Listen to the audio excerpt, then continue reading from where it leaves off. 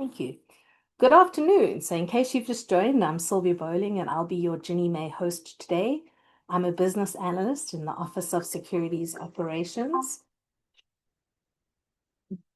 And the team would like to welcome you to the January Modernization and Issuer Outreach Call. Please advance to the agenda slide. All right, as you can see, we have a rather full agenda today. As a reminder, this outreach call is not intended to provide in-depth training on any specific system feature or process update, but instead we're going to share highlights and key insights on upcoming enhancements and briefly recap recent changes. Detailed information is available in the associated mod bulletins, user manuals, and other resources referenced in the deck. And as usual, you can always reach out to Ask Ginnie Mae at hud.gov if you have any follow-up questions after the call. As you can see, we're going to provide an opportunity to ask questions at various points in the call. Please bear in mind that we may need to defer some questions to the end to ensure that we're able to cover all the important information we have to share with you.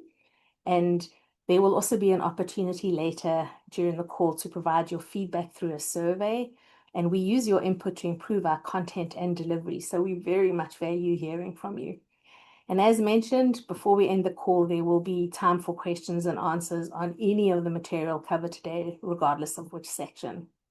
Regarding call logistics, please feel free to log your questions in the Q&A box at the bottom of your Zoom screen.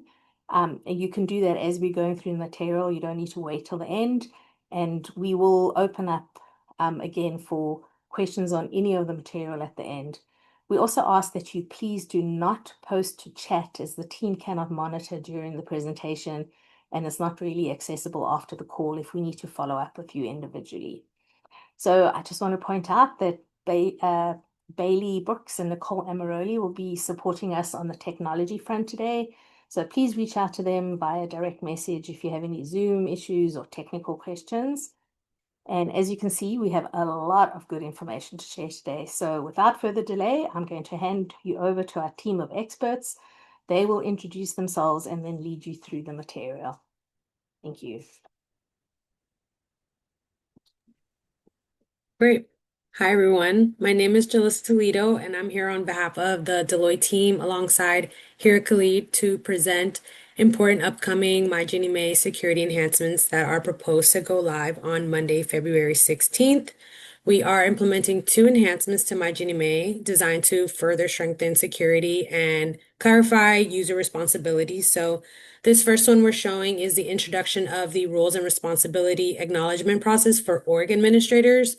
Org admins will now be required to review and formally accept the initial R&R documentation in the Access Management Console, so AMC.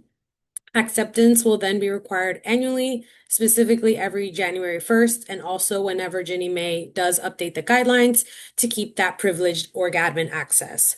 We want to note that you won't need to proactively search for these updates, as the system is going to automatically prompt it when it's time to review and sign upon accessing the AMC. So in terms of relevant actions to take here, please be aware that once this enhancement is live, all users with the org admin functional role will be prompted to accept the R&R for the first time beginning February 16th.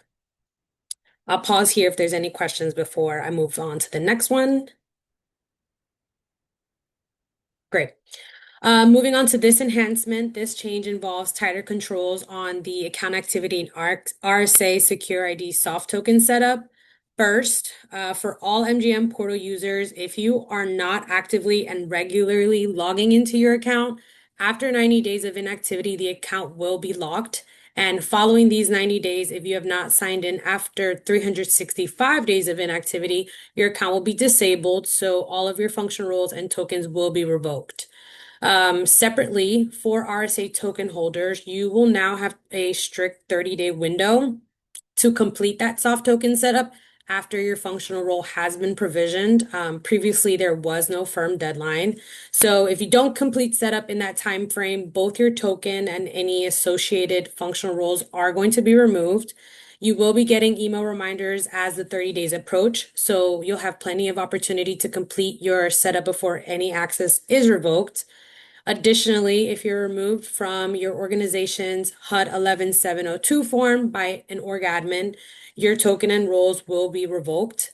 This rule does not apply to document custodians. So since there is not a HUD 11702 form requirement, so for any actions to take post go live, please ensure you are logging into your portal accounts regularly to prevent it from being locked or disabled. And for users who do have an RSA Secure ID soft token, please ensure that you are completing that setup within 30 days of provisioning. We have prepared guidance such as modernization bulletins and updated relevant QRCs. These will be available to reference, and the Ginnie Mae Help Desk will continue to support you through these changes. I'll pause here if there's any questions on this enhancement. If not, that is all from our team on the upcoming enhancements. Great. I'll pass it over to Wade to present this next slide.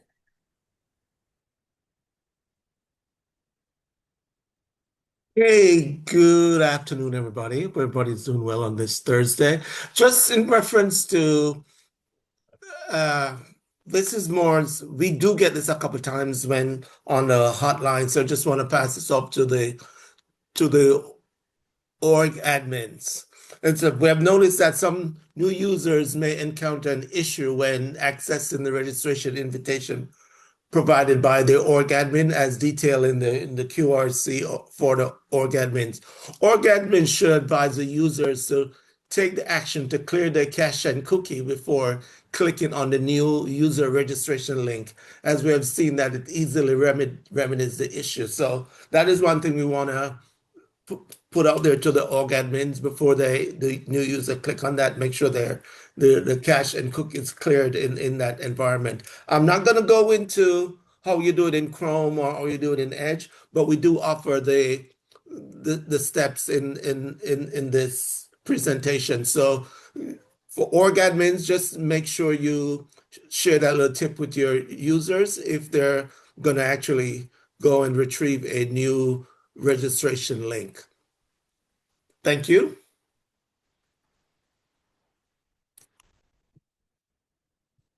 Hi, everyone. Good afternoon. My name is Carol Vilsack, and I work in the Securities Operations Group at Ginnie Mae. And in partnership with our Capital Markets Group, we wanted to share with everyone today some information that you can pass along to your capital markets team. If your organization as an issuer also performs depositor roles in our multi-class platinum pooling aggregation module, then we are delighted to announce that we've just launched this month some additional fixed rate platinum pool types. As you can see in our screen, the BD and the RG pool types are now eligible collateral to be included in our fixed rate platinums. Some of our fixed rate platinums are listed right there. And we just wanted to share this information with you so that you can share that with your trading team and your capital markets folks.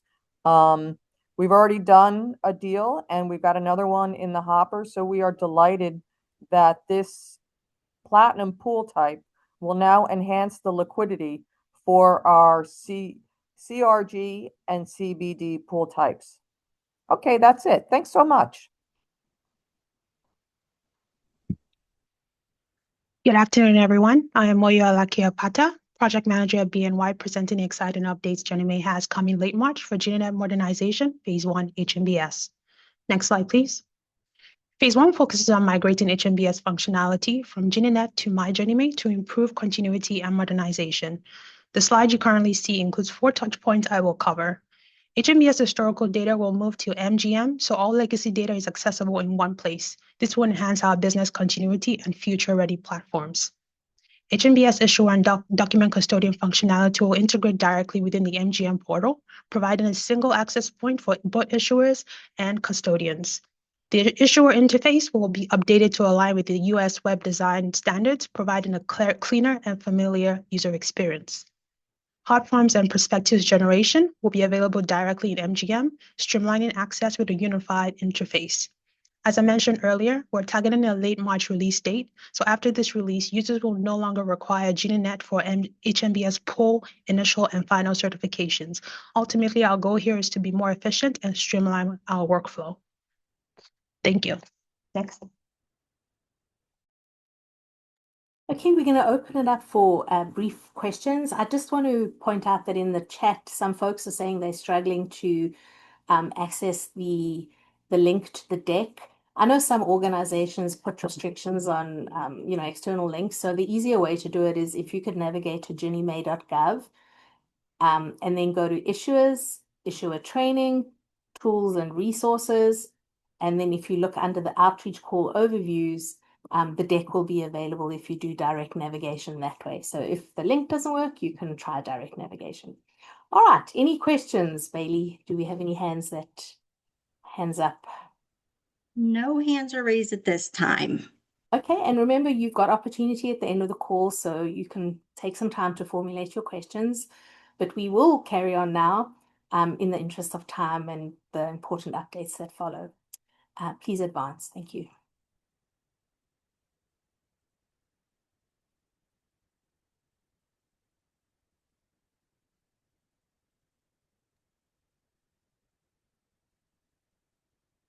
Next slide, please.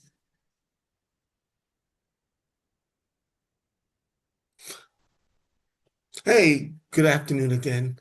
It's Wade Gale, BNY Mellon. And this one goes out to most of the multifamily issuers. There's a new application in there now managing your non-level payments. We just wanted to go over this a little bit to you.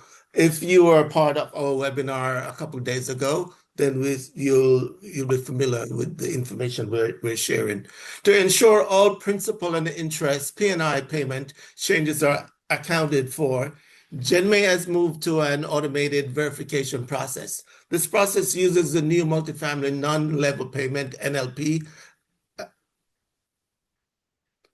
acknowledgement application in my Ginnie Mae. And of course, if you had noticed, you'd have noticed this went in on 1/17.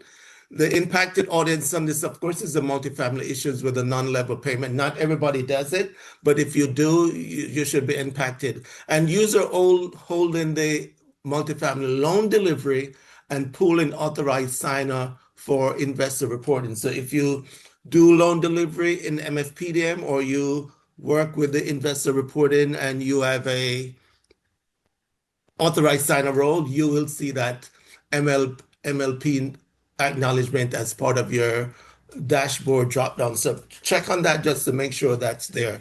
And of course, effective 1/19, that was last week, the new multifamily non-level now acknowledgement application is available in my Ginnie Mae. You would have seen that also on the tools, and so you could actually go in and look at that. Somebody, just to give you some things that happens in that space. Issuer user non-level scheduled screen in the multifamily pool delivery module, that's MFPDM, of course, to enter the payment change date, the P&I, and all the non-level payment. These terms are defined in the original loan documents, following a predetermined schedule, meaning the P&I may either increase or decrease on specific date throughout the loan term. Now, after a pool is issued, but before the scheduled payment change date, Ginnie Mae will ask the issuer to confirm the non-level payment detail using the new NLP application. The new electronic reminder and acknowledgement in process replaces the old method of manually notifying your account executive. Isn't that going to be good? So Jennifer and team won't have to be sending stuff over to us now, because you're going to do the acknowledgement in the system when it's time for that. Next slide, please. This is just to give an idea of what happens in that space, how it works. Issuer enter payment date and P&I in the MFPDM system when a pool is issued. The system sends a reminder to the impacted issuers, and this is part of the acknowledgement piece you want to pay attention to. You get it 50 days before the schedule change. Example, for a change is happening in April 2026, the reminder is sent out around February 10. Issuers must acknowledge a change in the NLP app at least 2 business days prior before the effective date. Once acknowledged, the new P&I is reflected in the multifamily database. And note,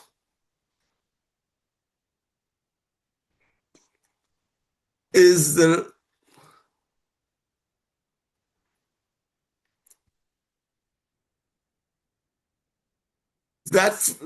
one for Krista to say, or do I continue saying that piece at the bottom, the note RFSPA?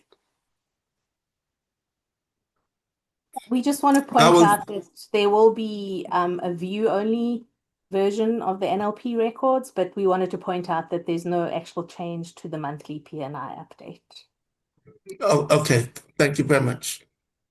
And just remember, multifamily users, your manual will also be updated with NLP. So you're not going to get a crisp manual on that, but you do have it. We have a special spot in the user manual right now with that change. Thank you. And thank you very much. Next slide. Good afternoon, everyone. My name is Heather John Play. I'm here to tell you about a new feature that the team have been working on. Next slide, please. This is actually going to provide usability or increased usability for the multifamily loan and pooling activity. What it is providing an improvement to the usability by including some on-screen links to enable the user to navigate to the pool activity in the loan master data screen from within the screen, the loan activity screen itself. So this was hopefully a huge win in terms of time. It was announced in the mod bulletin that came out on 1/26, and it is live as we speak. So again, the mod bulletin is referenced on the screen. Thank you very much. Next slide.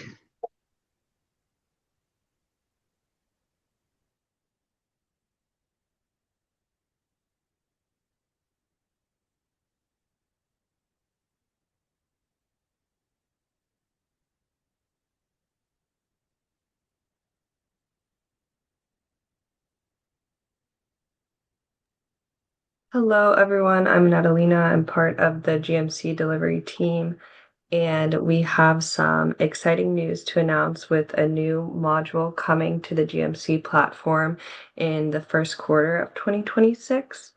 So this module is specific to multifamily issuers to perform the submission of their 1% reimbursement claims, in addition to streamlining follow-up communications back and forth with Ginnie Mae regarding these claims. Similar to the GMC Insurance and Financials module, there are 2 roles: a basic user who can fill out the claim information, and an authorized signer who has the same rights as the basic user, but this authorized signer role, who would have to be on the HUD 11702, is necessary to certify and complete these submissions. And to try to make this transition as seamless as possible, the ability to access the reimbursement claims module will be added to the following existing modules. If you currently hold one of these roles, you will automatically have access to the module upon its release. So these roles are the multifamily financial statement and insurance policy basic user and the multifamily insurance policy authorized signer. If you don't hold one of these roles but will need to work on future reimbursement claims in GMC, you can work with your org admin to gain access to the corresponding role. And as we get closer to our go live date, we will be sending out specific targeted messages to the multifamily issuers this impacts, including a mod bulletin and tailored technical assistance sessions to provide any additional details or answer any questions regarding this new module. Thank you. Hi, good afternoon. My name is LaWanda Dates, and I am a senior IT project manager here at Ginnie Mae. I'm going to walk you through some of the updates related to the GMC finance and insurance enhancements. Ginnie Mae has released a series of enhancements to the GMC platform to improve the issuer submission process. These updates were created through close partnership with the OIPM, that's the Office of Issuer and Portfolio Management, and reflects the insightful input from you, our valued issuer community. Some of the enhancements related to the GMC financial modules. Number one, the ability to edit submitted documents. Now, prior to certification, users can edit their responses to the advanced questionnaire, including re-uploading their audited financial statement document or changing their audit opinion. Second, new correction request. A financial submission can be sent back to issuers if corrections to data fields are needed. Examples of such corrections may include the audit opinion received and the adjusted net worth. Now, issuers will be notified via email and are required to complete the request by a specified deadline. Third, we have additional documentation requests. Ginnie Mae can request additional documentation from the issuer if their initial audited financial submission was insufficient. Again, issuers will be notified via email and are required to complete the request by a specified deadline. Fourth is the audited financial submission questionnaire updates. We have provided clarity. The audited financial submission questionnaire has been updated to limit confusion and provide additional clarity to issuers during financial submission, including updates to the audit opinion response, options, and financial submission types. Now, the enhancement to the insurance module. We have removed the pending insurance coverage status. Insurance coverage status will now be displayed as active immediately after your submission to Ginnie Mae. This will help issuers to quickly confirm that their submission has been received and processed. Next slide, please. In regards to the upcoming fiscal year 25 audited financial submission, this is all issuers must submit the annual audited financial statement packages and enter data corresponding to each package schedule. That includes the financial statements, the net worth, liquid assets, institution-wide capital, etc., in the Ginnie Mae Central. And you can refer to the NBS Guide, Chapter 3, Part 8 for further information. Now, when are these items due?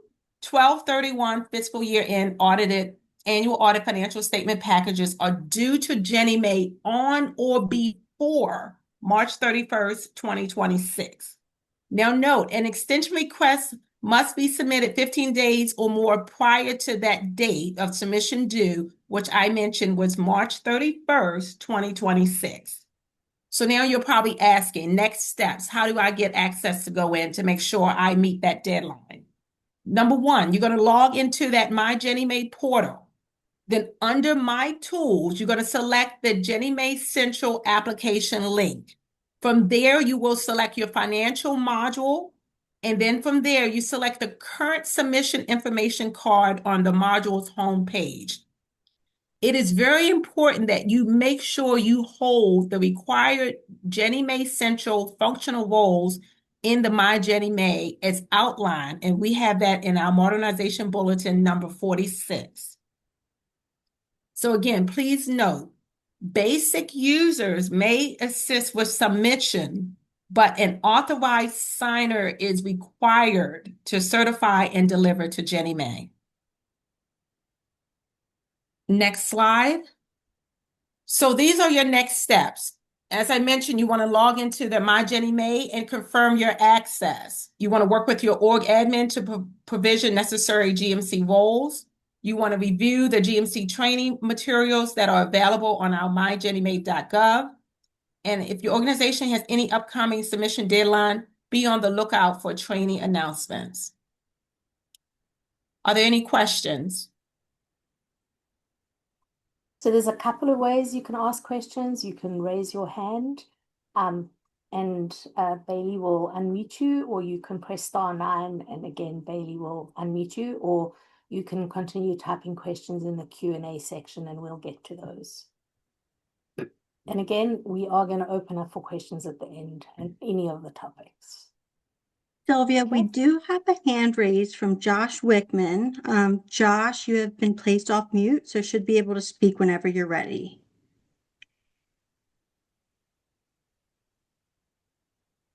Hey, I'm sorry. I don't have a question. I don't know why I had my hand raised. Thank you. Oh, no worries. You're welcome.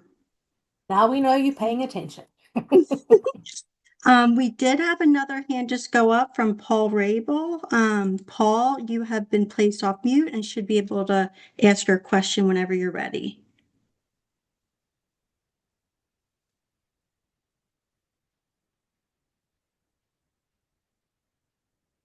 Paul, can you hear us? Okay, he might be having audio issues, so feel free to ping us in the chat and we can call on you in our next Q&A section. But I'll hand it back over to you, Sylvia. Okay, again, you can take some time formulating your questions, and why don't we just advance the deck to the next topic. All righty. Thanks, Bailey. Moya back again for SFPDM. Next slide, please. As most of you know, we implemented several updates to SFPDM on January 17th. Those enhancements included PID terminology updates, improving sorting and collateral visibility, LPIDD validations, navigation improvements, as well as enhanced PID notifications for digital polls and access to hot forms. Next slide, please, to the third slide. All these enhancements, we improve clarity, standardization, data quality workflow, efficiency, as well as user experience for digital poll transfers. Next slide. The one after. Thank you. Now, for more exciting news, Ginnie Mae has another enhancement targeted for late February. These changes include SFPDM and RFS enhancements that will allow issuers to deliver previously modified reperforming loans and add a new reperforming loan indicator across key systems. These updates will improve polling flexibility, enhance RFS reporting accuracy, and provide greater visibility into loan performance details. Thank you. Nicole? Thanks, Moyo. Hello, everyone. I'm Nicole Jackson in the Office of Enterprise Data and Technology Solutions here at Ginnie Mae. Today, I would like to provide advance notice to all single-family issuers about the upcoming major pool delivery dataset release.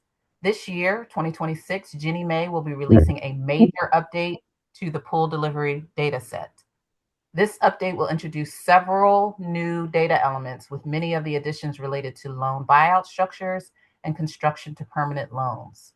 Why the early notice of this major PDD release? Ginnie Mae would like to help our single-family issuers have a successful adoption, which can occur with issuers' early planning and budgeting for this PDD technical implementation, and coordination between issuers and their software vendors when the detailed PDD requirements are released. Specific system impacts and testing expectations will be addressed once the detailed pool delivery dataset technical guidance is published. What to expect next? Additional communications will involve Ginnie Mae publishing a new version of the pool delivery dataset implementation guide, which is currently located on ginniemay.gov. And this guide will give information on new data points, definitions, conditionality, formats, etc., more technical documentation, and it will provide clear information on timing and adoption expectations. So don't worry, we will be announcing when these new PDD data requirements are available to you through multiple communication channels to ensure you all are aware of the new pool delivery dataset requirements, the resources and support that we will make available to you, and when the new pool delivery data set must be implemented. So stay tuned. Thank you.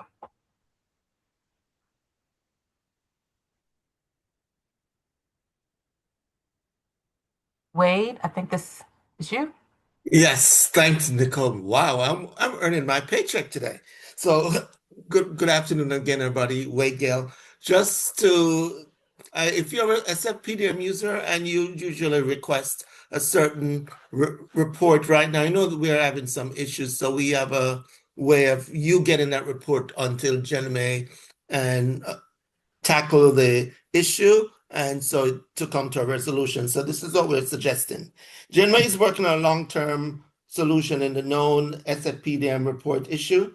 Please follow the steps below in the interim. So this is what we're recommending. Typically, users navigate to the available standard report, make their selection, and select the desired format. Now, what we're asking you to do is, until we get to the best solution for this issue, until the issue is resolved, we're asking users to instead to send their report requests to ask@ginniemay@hud.gov.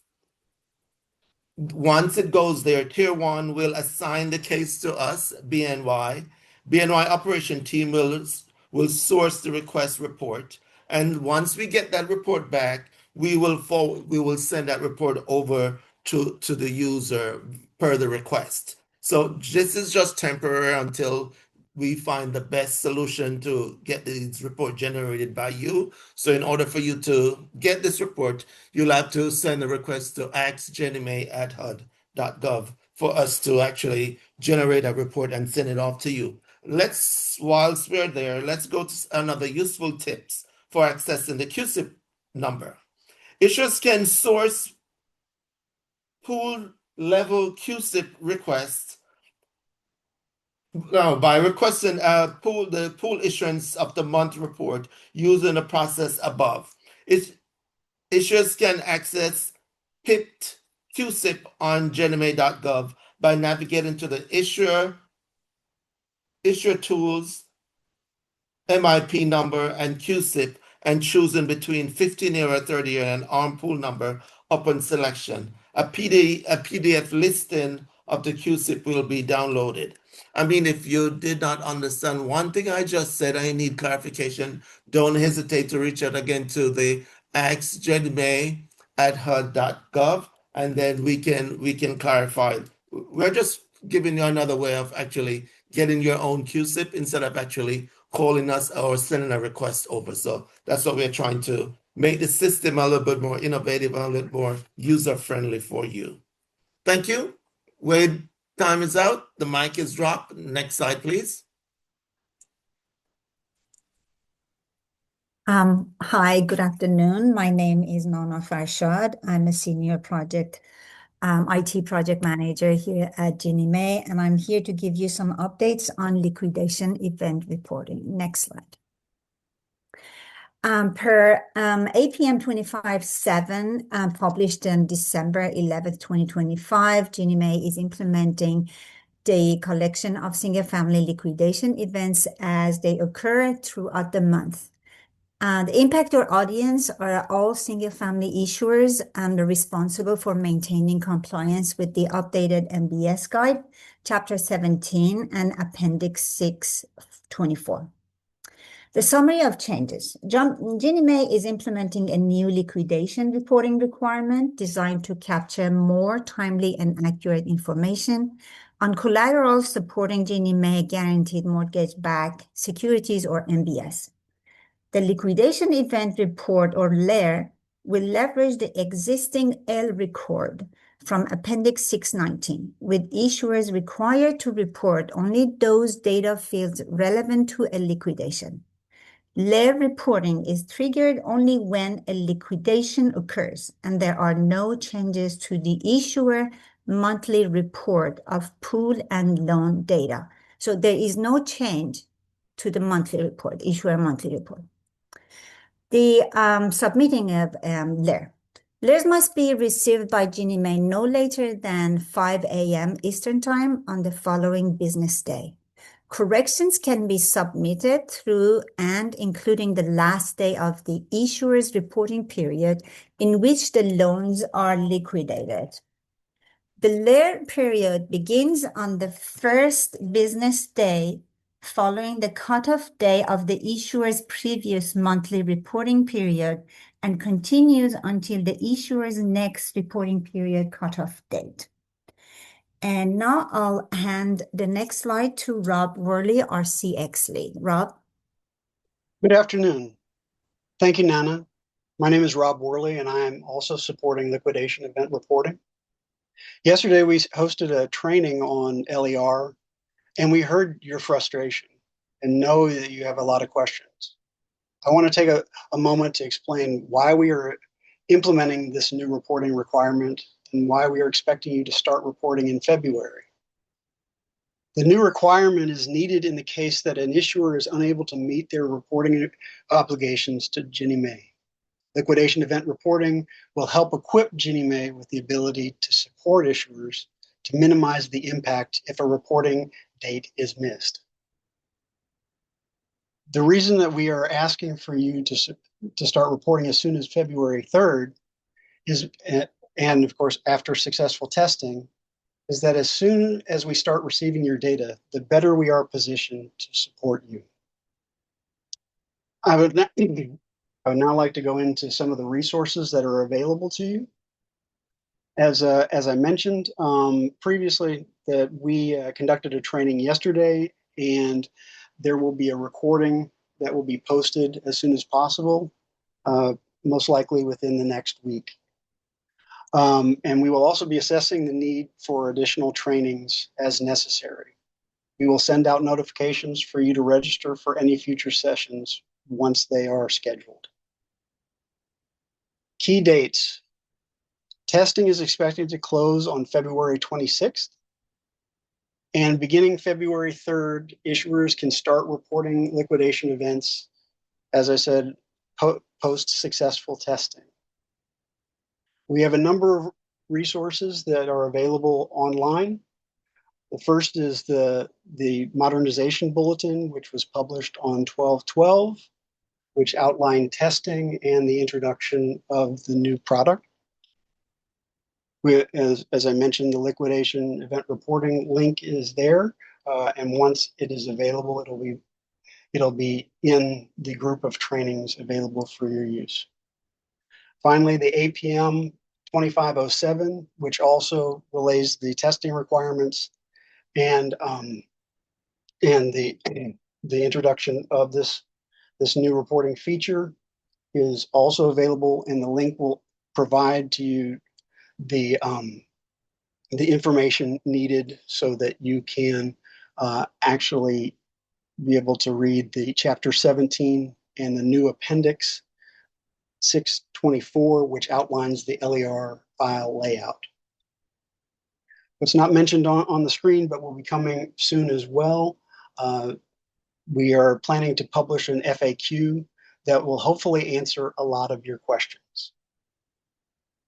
We also have included a timeline, and as you can see, testing for this new reporting requirement started in November with our Service Bureau partners, and issuer testing is ongoing through February. We are asking that you start reporting, as I mentioned, as soon as February 3rd, and we are looking to have this become a mandatory requirement sometime in second quarter. We will now turn it over to Sylvia. Great, thanks. Please advance. All right, so yeah, our Ginnie Mae's 4 most recently published APMs, or all participant memorandums. These have all been published after our last outreach call in September. And just a reminder that APMs are announcements that inform of changes to Ginnie Mae's MBS guide. I'm not going to walk through each and every one of these APMs in details. Today, our goal is simply to highlight the most recently published ones, and we've included a link so that you can review additional information as needed. If you go to the next slide, you can see that you can view the entire MBS guide on our website. There's a link as well as a pictorial on how to navigate there directly. And you can also sign up for APM alerts by subscribing to alerts that include APMs. And again, if you have any questions, feel free to direct those to askginniemay@hud.gov. All right, I think that concludes our material that we wanted to share, our upcoming enhancements, our recently deployed features. And now we're going to go into time of questions. Again, you can ask questions on any of the material from today. Again, there's a couple of ways you can do it. Please utilize the Q&A section at the bottom of your Zoom screen. Alternatively, you can raise your hand if you dialed in from a computer, or you can press *9 to raise your hand, and Bailey will take you off mute as she cycles through the questions.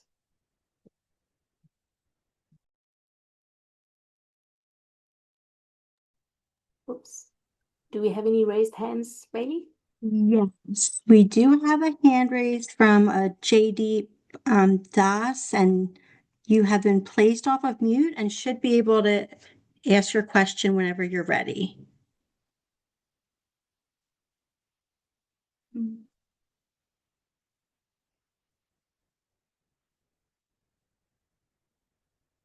Okay, maybe he raised his hand in error.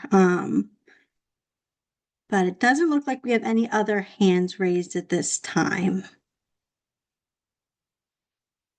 Oh, we actually just had a hand go up from Nathan Macon. Nathan, you've been placed off mute and should be able to ask your question whenever you're ready. All right, thank you. Just a really quick question in regards to the Appendix 624. I was wondering when that might be officially available. I'm not noticing it out in the list of appendices under the MBS guide. As I mentioned in the section, it's actually in the APM at the bottom of it. We do not presently have a date for when that appendix is going to be published, but it is available for your review in the APM. Okay, thanks. That's APM 25/7.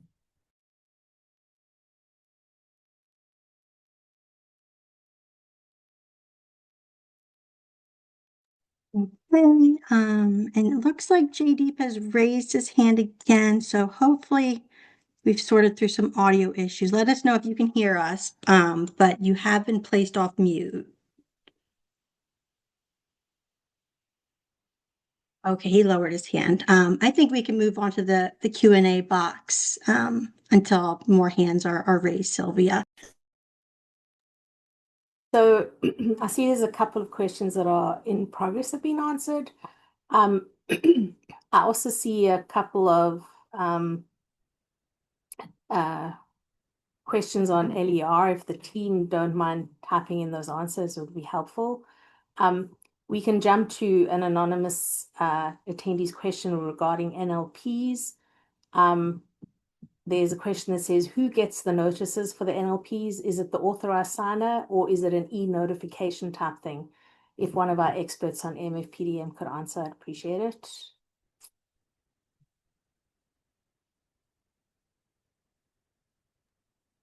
Yes, the notices are sent to anyone who has an authorized signer role. So it could be on the loan deliver section or also in investor reporting. So those are the ones who will get the 50, the 45, the 35, and the 45 days notice. The ones who have the authorized signer role for loan delivery and investor reporting. Thank you. And is that via email, Wade? It's notification within the system, and I think it's also email, but I'm gonna check on that one too just to be sure. But I know it's a MGM notification. I'm not too sure if it goes to the person's email, but I could check that and get that information over to you, Sylvia. Thank you. So we'll take that one and we can follow up. And if you drop that was an anonymous attendee asking the question. If you do want to provide your email, then we could also get back to you directly on that. What else? So there's a couple of LER questions. Are folks going to type those in, or should we take those verbally? Go ahead and take them live, Sylvia. Okay. All right. I'll just pick it up from Jacqueline Priestley. Does LER need to start on the beginning of a Ginnie Mae reporting cycle?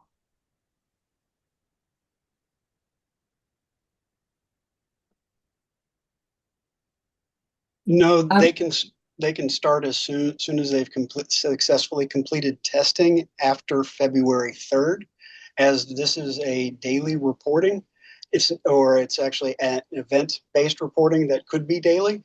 That as soon as you start having those those events occur after February 3rd, you can actually start supporting and submitting those LAR requests.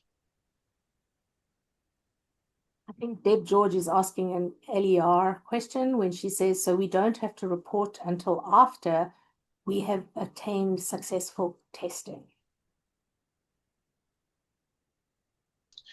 I'd like to, Yes. Rob, if I may. Hi, everybody. This is Letitia Jefferson. I'm the Director of Customer Experience in the Office of Securities Operations at Ginnie Mae. And I want to reframe the question that Deb is asking. We've heard it several times and heard it during the training yesterday. And I think what you're trying to understand is clarity around, when you should begin to submit this information. And so just to reiterate some of the information the team has outlined for you regarding the liquidation event reporting requirement, we're currently in the process of testing. We've, built the application for you to begin to submit, liquidations at the time that they occur. It is available, and we're testing with you right now to make sure that you can submit that information at the time of event successfully. So our expectation is that you're working toward submitting that information now. Okay. And then once you've successfully done so in test, you will continue to do so.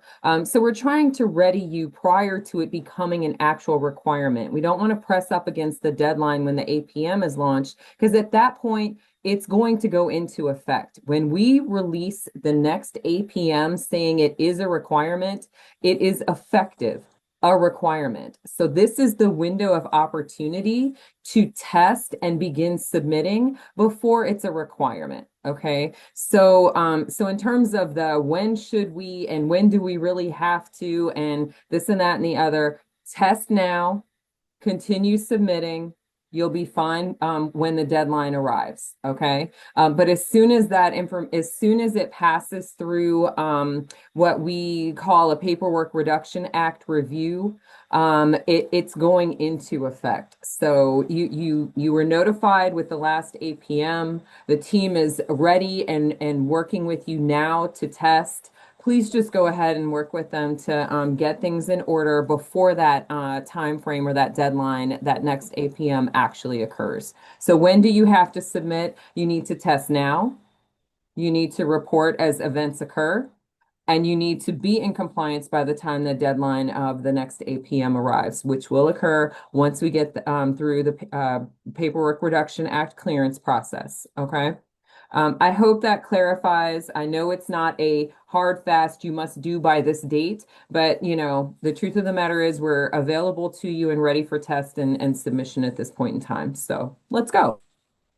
Letitia, if you can maybe just do one follow-up to that. Anonymous attendee is asking that, or stating that a servicing system that they use is currently stating that their implementation date is 3/20.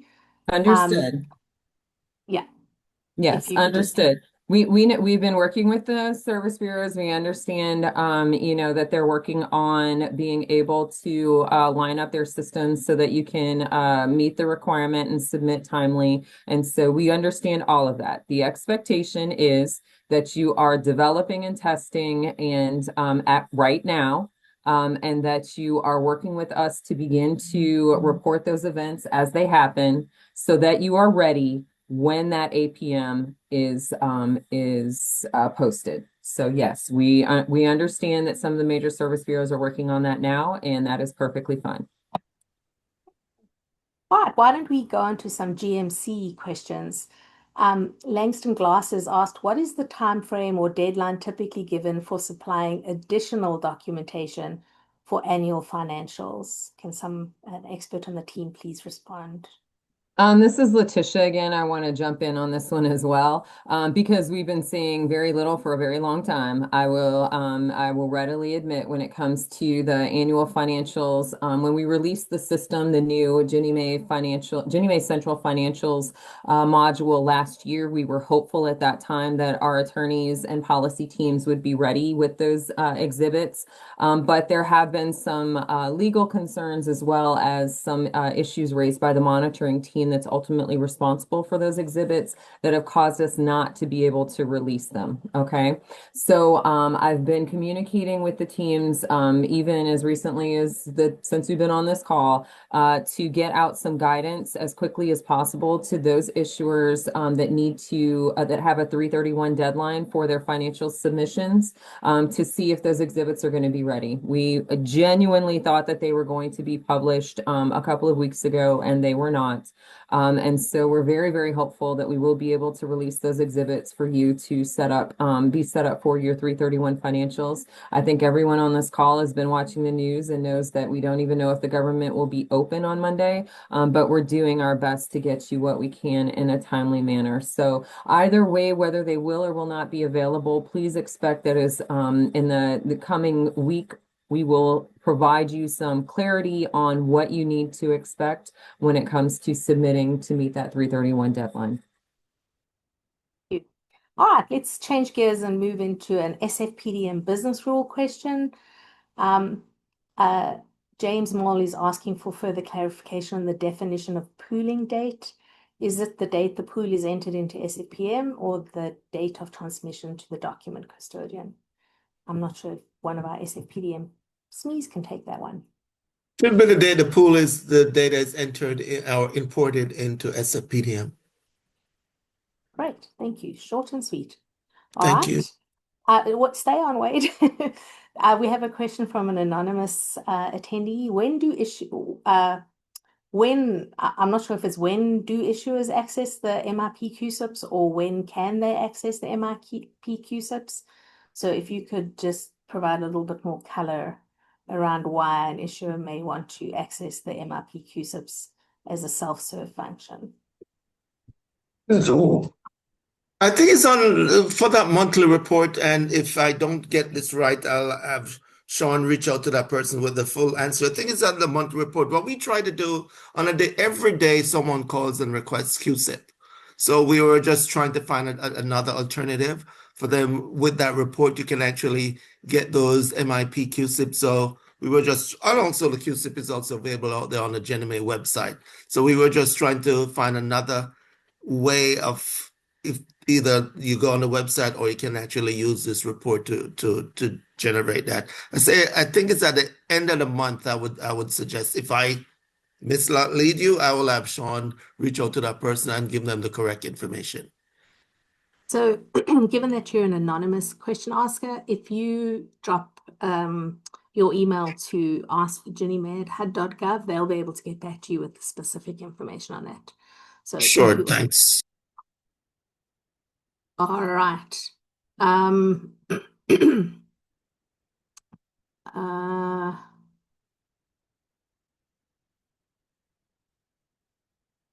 right, I think there's two quite significant questions, which I think Paul, are you answering those in text, or would you like to answer those in verbally?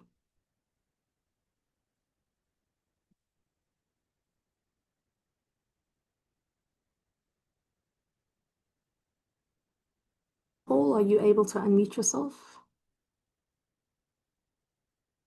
Sorry, I lost my screen.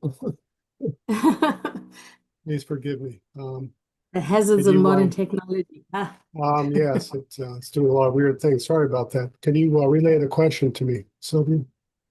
There's two questions. On September 25th, 25, the outreach call. This is the same answer that this is the answer that Letitia gave regarding the publishing of the additional information. So either Letitia, are you able to just do a really brief summary of the risk-based capital relief offered and the publishing of the additional information? I can just reiterate what I said a moment ago. We are, we're fully aware that we had planned to publish those exhibits prior to the start of the calendar year to set up our organizations that have, annual financial statement reporting requirements of 331.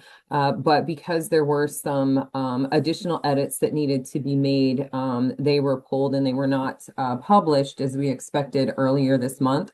So we are going to work with the team to identify a clear expectation of how you need to report to meet that 331 deadline and if those exhibits will be available to you. So you'll know how to proceed, whether you need to proceed without them or whether they will actually be available. So the expectations for how you need to submit to meet the 331 deadline, we will provide a modernization bulletin outlining what the expectations are one way or the other. So we are very hopeful that those will be published soon. But again, we need to make sure that they are accurate and correct before they do get published. Thank you. At this time, we can still take a couple of more questions, but at this time, I'd request that Bailey post the survey. Again, we really do appreciate your input. We use your input to as feedback into our content and delivery. So feel free to give us your what you feel or what you felt about the training, as well as provide some information what you would like to see to make this training a better experience. And as I said, we really do use your responses and we value your input. So again, if you happen to minimize it, you can always navigate again to the bottom of the screen and you'll see polls and quizzes and you can maximize it again. And we just ask that if you could press the submit button before you exit the call, we would greatly value that.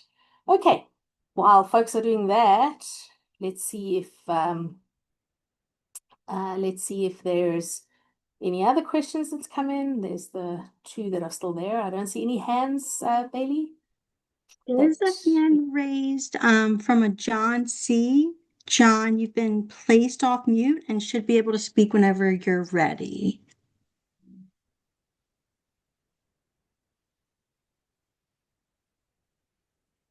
Okay, he may be having audio issues. So I can hand it back over to you, Sylvia. And John, let us know if you have a question. We're happy to take it offline.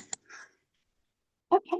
Well, as you can see, there was a lot of information. We appreciate everybody hanging in to go through all the exciting changes that are upcoming and the brief recap of some of the changes that we implemented fairly recently. As a final reminder, the presentation is available right now on ginniemay.gov under Issuer Training, Tools and Resources. And the video should become available once it's been processed. That typically takes a little bit of time. So we just want to remind you again that we urge you to subscribe to training announcements, and that way you'll be able to receive notifications of future events, including webinars and calls such as today, the Modernization and Outreach Call. So we want to just mention that in the sort of 1 minute that we have left, that if you have further questions, please contact the customer service desk at ask@hud.gov. And I do want to be mindful and respectful of your time.